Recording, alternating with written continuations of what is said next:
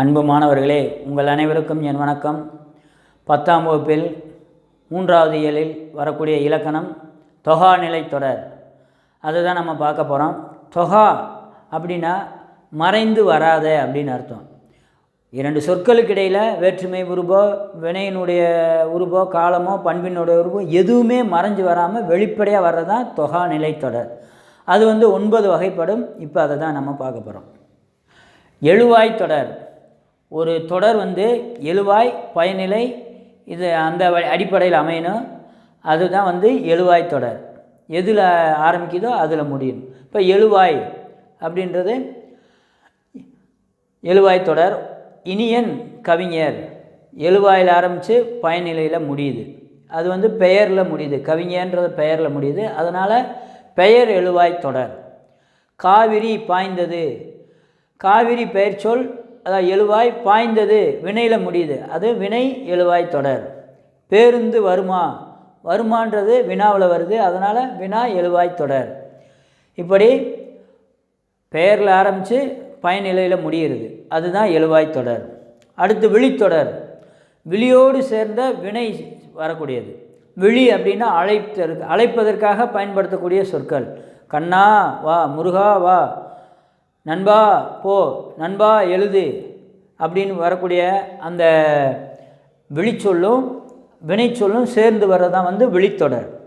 அடுத்து வினைமுற்றுத்தொடர். அதாவது வினைமுற்று முன்னாடியும் பெயர் பின்னாடியும் வர்றதான் வினைமுற்றுத்தொடர். இப்போ இனியன் கவிஞர் அப்படின்றது எழுவாய் தொடர்ன்னு பார்த்தோம். இங்கே பாருங்கள், கண்ணகி பாடினாள் அப்படின்றது எழுவாய் தொடராக வரும். ஆனால் இங்கே பாடினால் கண்ணகி அப்படின்னு வருது. முதல்ல வினைமுற்றும், அடுத்து பெயர் வருது. அதனால் இது வினைமுற்று தொடர். அடுத்து பாருங்கள், வந்தார் கபிலர். கபிலர் வந்தான்றது எழுவாய் தொடர். ஆனால் இங்கே வந்தார் கபிலர் வர்றதுனால வினைமுற்றில் ஆரம்பித்து பெயரில் முடியுது. வினைமுற்று தொடர்.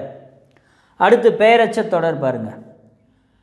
அதாவது ஒரு வினைச்சொல் விகுதி குறைந்து வருவது, எச்சமாக வருவது, அதுதான் எச்சத்தொடர். அதில் ஒரு சொல் பெயரை கொண்டு முடிந்தால் பெயரெச்சம். இப்போ பாருங்கள், பாடிய அப்படின்றது ஒரு எச்ச வினை, முழுமை பெறாத ஒரு சொல்.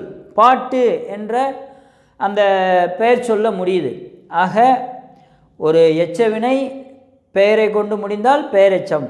பாடிய பாட்டு, உண்ட உணவு, கண்ட கனவு, சென்ற ஊர், நடந்த பையன், சென்ற கால்கள், இதுபோல் வரக்கூடியதெல்லாம் ஒரு முழுமை பெறாத ஒரு சொல். அது பெயரை கொண்டு முடிந்தால் பெயரெச்சம், பெயரை கொண்டு முடிந்தால் பெயரெச்சம். அடுத்து பாருங்கள், வினையச்ச தொடர். அதே போல் தான் ஒரு முற்று பெறாத சொல் வினையை கொண்டு முடிந்தால் வினையச்சம். அங்கே முதல் பார்த்தது பெயரை கொண்டு முடிந்தால் பெயரெச்சம். இங்கு வினையை கொண்டு முடிந்தால் வினையச்சம்.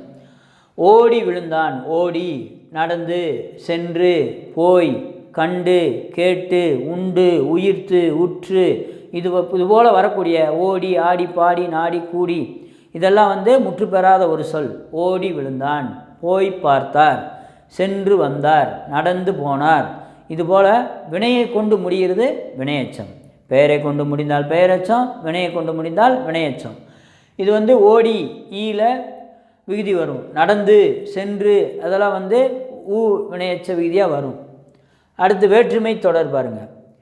ஒரு தொடரில் ஐ, ஆள்கு, இன், அது, கண், அந்த வேற்றுமை உருபு வெளிப்படையாக வந்தால் வேற்றுமை தொடர். கட்டுரையை படித்தான், வீட்டிற்கு சென்றார், வீட்டில் இருந்தார், அவனுக்கு கொடுத்தார், இதுபோல் ஐ, ஆள்கு வேற்றுமை உருபுகள் வெளிப்படையாக ஒரு சொற்றொடரில் வருதுன்னா வேற்றுமை தொடர். அடுத்து இடைச்சொல் தொடர். இடைச்சொல் ஒரு தொடராக வருவது இடைச்சொல் தொடர். மற்றொன்று, அதுவன்று, இதுபோல் அந்த இடைச்சொற்கள்லாம் ஒரு சொற்றொடராக வர்றது இடைச்சொற்றொடர். உரிச்சொல் தொடர் பாருங்கள். சால, தவ, உரு, நனி, களி, கூர், மா, இதுபோல் வரக்கூடிய சொற்கள் எல்லாம் உரிச்சொல் தொடர். தவச்சிறிது, உருபசி, சாலச் சிறந்தது, நனி நாகரிகர், களி பேரிரை, மாநிலம், மாவட்டம், மாநாடு, இது போன்ற சொற்கள் எல்லாம் உரிச்சொற்கள், அதோடு சேர்ந்து வர தொடர் உரிச்சொல் தொடர். அடுத்து அடுக்கு தொடர் பாருங்கள். அதாவது அடுக்கு தொடர் எங்கே வரும்னா உணர்வுகளை வெளிப்படுத்துகிறப்ப அது அடுக்கி வரும். இப்போ கோபமாக இருக்கட்டும், அன்பாக இருக்கட்டும், இதுபோல் உணர்வுகளை வெளிப்படுத்துகிறப்ப வர்றது தான் அந்த அடுக்கு தொடர்.